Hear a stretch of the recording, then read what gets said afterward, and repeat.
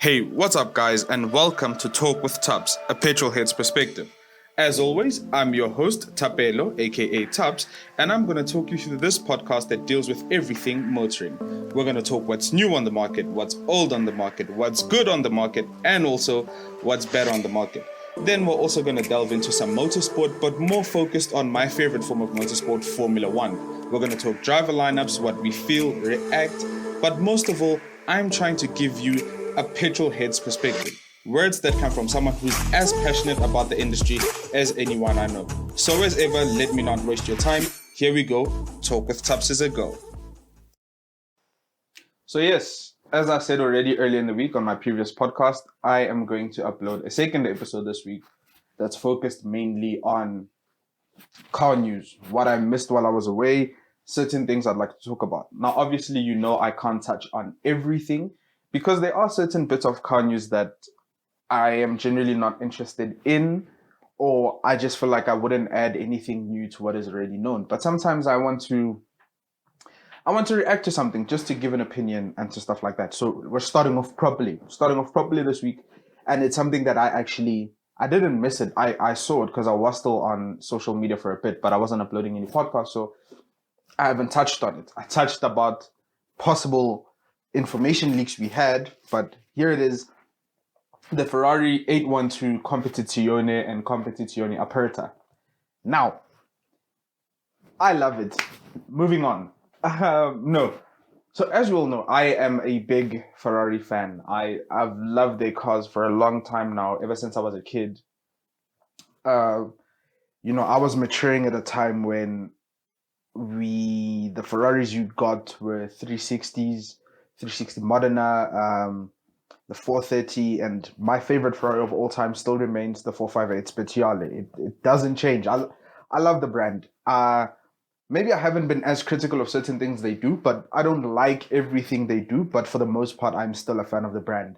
And these special editions, call them whatever you want, call them cash grabs, call them unnecessary. Look, I feel like sometimes you stray into a territory where these cars, no one needs 819 horsepower. No one needs a fire-breathing V12 like that. No one does. But we all want to have it. It's like I said, we buy these things with our hearts and not with our heads. So yeah, the 8112 Competizione. Look, I love the 812 Superfast. I think it's a brilliant car for what it is. You can't go wrong on that engine. I mean, yeah, the looks are something, and we like certain cars because of how they look. But when it comes to these Ferrari V12 cars, I think the engine dominates so much of the experience that it's really what we're all looking for. So with this car, the engine is ramped up. It's going to be crazy. I'm not going to go into specifics. Like I said, we're just responding and reacting to news this week. I'm not getting too technical, but I love it. And again, now we have an Aperta, which means that for those of you that don't know, so when Ferrari make a special edition car, usually you get the hardtop version, the coupe, and then you get the convertible version. But what happens is with the convertible version, there's a two naming system. So what happens when you get the 488 piece, the Spider, that means there really isn't a set number in terms of production numbers. It could be limited by time. So a Spider, it's special, but it's really not that special. But when you get something like an Aperta, that's super special because it's limited by number. And I think the number here is 499, if I'm not mistaken, for the Competizione. I think that's great. I will, however, still opt for the coupe if I had the money or the profile with Ferrari. Sorry. But yeah, look, I think with these hard performance cars, the coupe just seems like the better idea for me. Less issues when it comes to rigidity, because at the end of the day, you cut a roof off something, you're fighting physics. So yeah, I'd still opt for the coupe, but again, I'm excited about both of them, and I cannot wait till we started seeing a few different specs, but it's all online. I'd like to see some being driven. I can't wait for like the media reviews and stuff like that. I know it's still probably a long way off, but yeah, Competizione, man. I'm excited about that car. I will, however, say this, right? I was a big fan, and I still am a big fan of the F12 TDF. I think that's one of the best cars Ferrari has ever made. Ever, ever, ever. And I've actually never seen one in the flesh, and that doesn't sit right with me. It kind of hurts. Every time there was one at my local Ferrari, I was too busy to go. So, you know, I kind of have this weird feeling. I have this weird feeling that, considering the position I'm at now, I'll probably make plans to see the A12 Competizione if it ever is available, or if we have one coming to we probably have one coming to South Africa. But if one is available to view at Ferrari, I feel like I'm at that point where I'll make the effort, and it irritates me that I'll actually make the effort to see this, and I've never seen a TDF. It's not nice, but you know, we do what we have to. So yeah, A12 Competizione and Competizione Aperta. I'm excited. I like it already. I cannot wait to see what this car is all about. And now the Aston Martin Victor. If you don't know what this is, it is essentially a one-of-one bespoke creation for a customer. It is an Aston Martin slightly based on chopped up bits from other cars. So it's got a few elements from the Valkyrie. It's got a few elements from the Vulcan, which was the track-only race car, not race car thingy they did.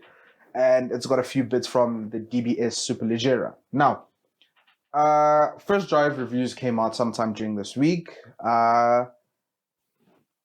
Look, it's so difficult to talk about bespoke one-off cars because, again, they're not really going into production. It's just the expression of what one really rich customer would like. And I think, through lack of a better word, it's really just fuck you money. It's, you know, it's that kind of money where I can get what I want and how I'd like it to be. But look, when the pictures first came out of this car, I think it was last year already now? If not no, I think it's last year. Anyway, when the pictures came out, I thought this thing looked brilliant. I loved the way it looked. Funny enough, I think this car came out shortly after the trailer for the upcoming Batman movie, The Batman. I know. It came out shortly after the trailer for that movie came out. And when the pictures of the Victor came out, I literally said, this is Batman's car. And it isn't, by the way, it isn't. But from the Batman vehicle they're going to have they're going to use in the new movie, whatever that kit car and how it's done, they really do look alike. So I kind of like that. And they came out around the same time. But I know it's not. I'll try and put the link to the trailer down below in the description so that you can see what I'm talking about, so I don't sound crazy. But I like the car. I like what it is. I think it looks fantastic. It's so different. It has this retro styling. They've said they've taken inspiration from the old V8 Vantage from the, what is it, 80s, 90s? That one. Or is it, no, yeah, 80s, 90s. That V8 Vantage. It just looks amazing. It looks aggressive. I think that black, that darker green, it just works. Darker tones work well on the car. Again, it's a one-off. We're probably not going to see it again. And it's a manual too for all those people that love manuals. Look, I don't have a problem with that. I appreciate manuals for what it is. I just tend to enjoy auto more and DCTs. So that's just who I am. Will the car would have worked better with probably a tuned ZF 8-speed? I don't know. Maybe not. But again, this is a one-off. So it's really about what the owner wants in their car. And it's an expression of them. So kudos to them for, kind of doing this. But it looks fantastic. And yeah, I hope that the owner has good times with that car. I hope, because yeah, what a super cool car that would have been if it went into production.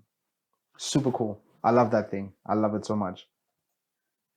Now, from one I've got money to I've got even more money, the Rolls-Royce boat tail. Now, I first have to say, I've always admired Rolls-Royce for what they are. Like, we're the supreme expression of luxury and all that type of stuff. That's been their thing. I'm not going to fight that. Is it something I would consider buying? Again, always remember, I'm poor. I don't have that kind of money. But if I did, it's not my thing. I'd rather get something that I would derive certain pleasures from driving. So if I was looking at something luxurious like that, something like an E63 would work because it's got the interior, but it's also got the driving dynamics. But again, this is people commissioning stuff that they'd like to have, and who am I to say otherwise? So if you don't know about the Boattail, it is the most expensive new car ever to go on sale. Estimated price is around 20 million euros, which is about 400 million rand. Let me say it again. It is about 400 million rand. Listen properly. 400 million rand. Hey guys, people have money out here. People have a lot of money. But there's certain things I like about the car and there's certain things I really don't care much for. The spec that's been going around in the videos and the one that they've been talking about, the paint combination, just the specification, it looked so good.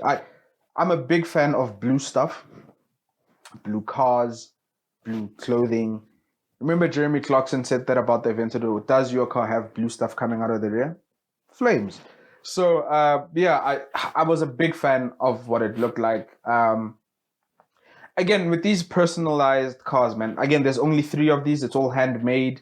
And all 3 of them will be completely different because they're going to go to the specification of what the owner wants.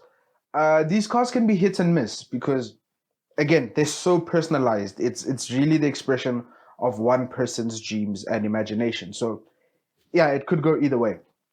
But that blue one, man, is it a beautiful thing. It's a stunning work of art. I think the shape looks great. I understand exactly what they were going for. The only thing I'm really not fussed about is that catering suite they have in the back where you open up and then there's a lot of cutlery and then there's plates, forks, knives, whatever your preferred drink is. It doesn't do anything for me. I'm more interested in the car and how it looks. But again, personalized stuff. What's it? 3. So yeah, the owners will probably love that. They probably had a lot of discussions with them about what they'd actually like on the car. So it's really one of those things. I just thought it was an interesting thing to touch upon because it's literally the most expensive new car. So yeah, it's just man, it's a lot of money. It's a lot of money. Hell of a lot of money. And moving on from something that's super expensive to something that's still expensive, but you might actually probably see it on the road. And who knows who's listening to this? You might actually buy one. It's the new M4 Convertible. Now, again, I'm not a big fan of convertibles. I'd rather opt for the coupe. However, I think the BMW M4 Convertible has looked good from the previous generation and this one as well. Again, I'm not going to touch on that nose. You know how I feel about it. I like it. If you don't, that's fine. I always say the toughest part about making a car is getting the aesthetics right because you can always benchmark performance against other manufacturers. But the aesthetics are so subjective. I might think something is the best looking car. You might think it's absolute trash. It's just the way it is. But yeah, with this car, one thing interesting I found about this car that I really wanted to share is that the M4 Convertible is only coming out as an X-Drive platform, meaning it's the 4-wheel drive version. Yeah, I think in my mind it makes sense. And I don't know if this is how BMW are reasoning their choice to make it an X-Drive only. I think when you take some of these performance cars and you go and chop the roof off and make a convertible version, I think you start targeting kind of a different demographic. You've taken the performance car because you want the performance, but you've kind of blended it with the lifestyle aspect, the more relaxed, top-down kind of driving. And I think with that blend of different dynamics, what you are getting is a different driver. You're probably not going to attract someone who is wholly interested in performance, lap times, driver feel, responsiveness, all that type of stuff. Yes, ultimately it's still the same car, but with the roof chopped off, it's less rigid. It probably weighs a bit more because of the mechanisms to close the roof and all that. So you're now attracting someone who's slightly interested in performance, but still wants to be relaxed. And with that, I think the X-Drive is such a good platform because you're not getting someone who's focused on burnouts, the rear-wheel drive sensation, and all that type of stuff. So I think it's a good thing. Again, it'll probably sell. Look, I a lot of the times on this podcast, I speculate if something sells. If it won't sell, I tend to also speak from personal experience, how many I see on the road, and what I've heard from different sources of media. So yeah, will it sell? Of course it will. It's a BMW M car, but it's just not my thing. And again, I'm really bummed that they went for a soft top instead of the hard top that we had on the previous generation. Not a big fan of convertibles, but if I had to choose one, I'd always choose a hardtop variant. The soft tops, I don't know, they just don't sit with me that well aesthetically.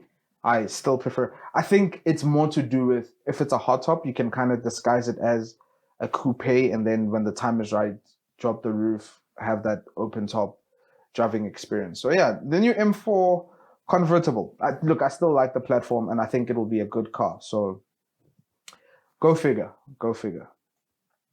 Okay, and two more topics left. This is not really news. It's just me sharing something interesting that I watched. But I will get to the last topic, which is definitely news, and it's something I'm going to rant about a bit. So I don't know if you watch this channel. If the people I generally talk to might have dabbled in a few videos, but it's a YouTube channel called Tyre Reviews, and it's a really interesting guy, Jonathan Benson. He reviews tires. It's in the name. Look, I will say this, all right? Growing up, I never paid much attention to tires because I was an idiot. But it's one of those things, when you look at a car and you start to compartmentalize it and you remove certain aspects, if you try and focus on tires, engine, yada, yada, yada, the more technical you get, the more, not boring, but I'm struggling to find the more niche it gets, right? So when you talk tires, you're not going to talk tires with every petrol head there is out there. But there are a lot of interesting things that happen in the tire industry and the tire manufacturing process. Especially if you watch something like Formula One, you start to get a better understanding and appreciation of something like tires. So again, for road cars, same thing. So Tyre Reviews, it's a really interesting, it's a really good channel, really good, well executed videos, decent information if you really want to get into that sort of stuff.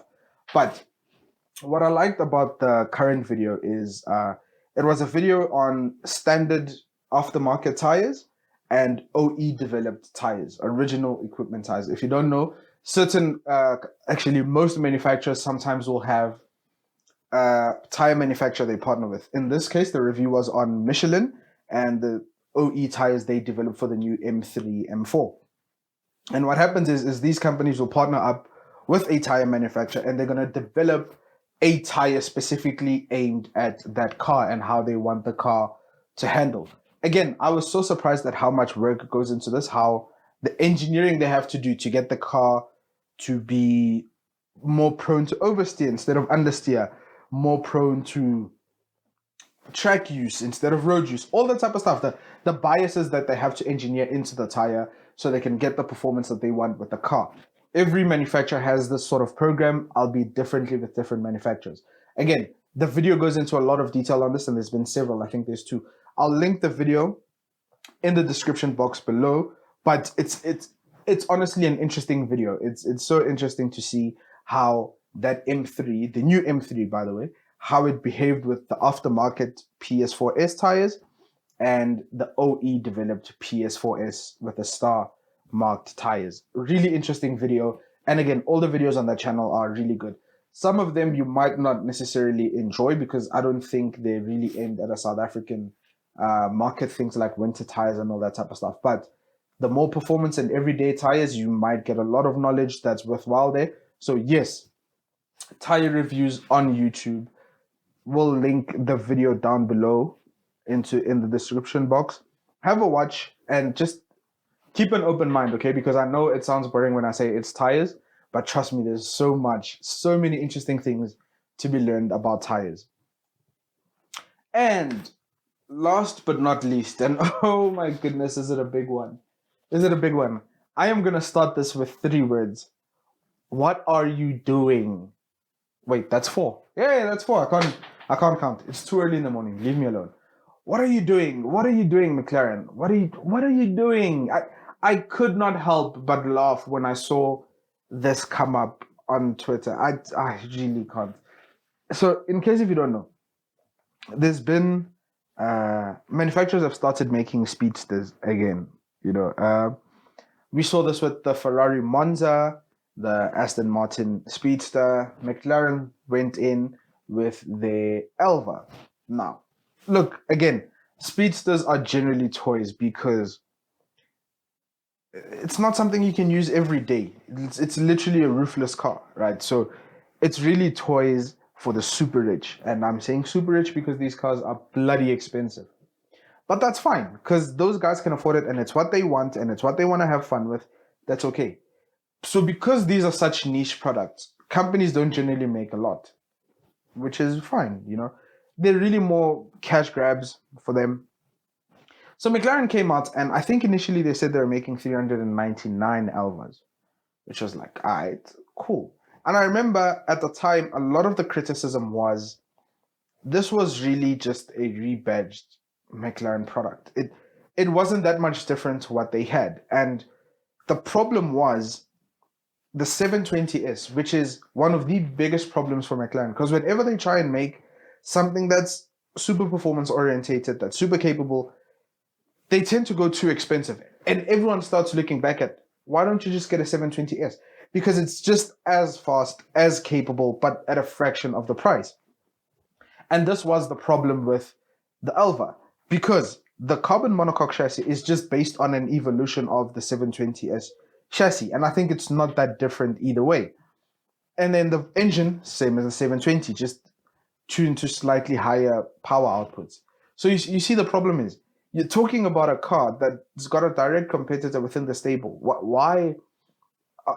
You know, so yes, either way, they made the Speedster, right? And they said 399, if I remember properly. 399. Shortly after that, I don't know if they were struggling to sell them, but they came out with a press release saying, no, they wanted to make it more exclusive, and they were going to 149. Like, all right. Everyone speculated that they're struggling to sell these things. I did as well, I won't lie. But yeah, they went to a lower number. And I was like, look, they're cool, but it's just not something I'd be looking for. And then one of the coolest things about the McLaren Elva was McLaren tends to focus a lot on engineering. And one of the problems with a roofless and windscreenless car is the wind that's going to hit you in your face, which is why people have to wear things like protective glasses and helmets when driving these cars. So McLaren innovated an interesting wind deflection system that would suck in the wind and excrete the wind from a vent just in front of the driver zone, which would create a protective bubble over the driver where you wouldn't necessarily get as harsh wind buffeting as you would without that wind deflection system, which was cool. You know me, I'm a geek for all these engineering slight intricacies. And now, the reason why I'm touching on the Elva is a report came out, and I think I saw it on Autocar, and now they said you can option your Elva with a windscreen. Let me say that again. You can buy a McLaren Elva with a windscreen. Why would you add a windscreen to a Speedster? The whole point of a Speedster is to have a car without a roof and a windscreen. If you want a car that's topless with a windscreen, just buy a convertible. Just buy a look, like I said, the biggest problem for the Elva is the 720S. Just buy a 720S. If you want the top down, buy a 720S Spider. You'll get every sensation you can get just by dropping the roof. And now they've made this Elva, which is super expensive, and they've added a windscreen to it, which essentially just makes it a convertible. Come on, McLaren. What are you doing? This is the problem with McLaren. They make fantastic cars when they're working. We know they have reliability issues, but they make fantastic cars for performance enthusiasts and everyone who decides to buy into that kind of segment. They've made cars that I still rave about today. In my top list of cars, the McLaren P1 is still there. The 675 LT is still there. I yearn for a ride in a 600 LT. I love that thing to bits. I love some of the cars they make. My biggest problem is some of the decisions they make afterwards. Like I've said before, they undercut a lot of what the Senna is by making a 765 with a lot of components from the Senna that made the 765 almost as capable as the Senna, but at a fraction of the price. And this is another mistake they're doing with the Elva. I don't know if it's because there's just not enough demand, so they're trying to sell it, I don't know, to make it more attractive by adding a windscreen, but now you're defeating the point of what the Elva was anyway. It's, man. I'm really struggling to defend these guys because I feel like they're making mistake after mistake after mistake. This is not what you should be doing. You shouldn't be doing this, McLaren. Come on. Come on. Really? I really had a good laugh when I saw this. I really did. It's literally now a 720S Spider. They've gone from a roofless 720 to a 720S with inflation. Yes, man. Well, that's where I'm going to leave it this week. Thank you for tuning in. As I said, this was just a rundown of things that are happening in the car market, news, and stuff that I wanted to react on and give an opinion on. Thank you so much for tuning in. As always, this has been Tapelo on Talk with Tubbs. If you want to follow me on Twitter at Tubbs_Meriohle, THAPZ_MEREOHLE. Thank you so much for tuning in. I'll be back with a new episode after the Azerbaijan Grand Prix. Thank you so much, guys. Have a good 2 weeks. Cheers.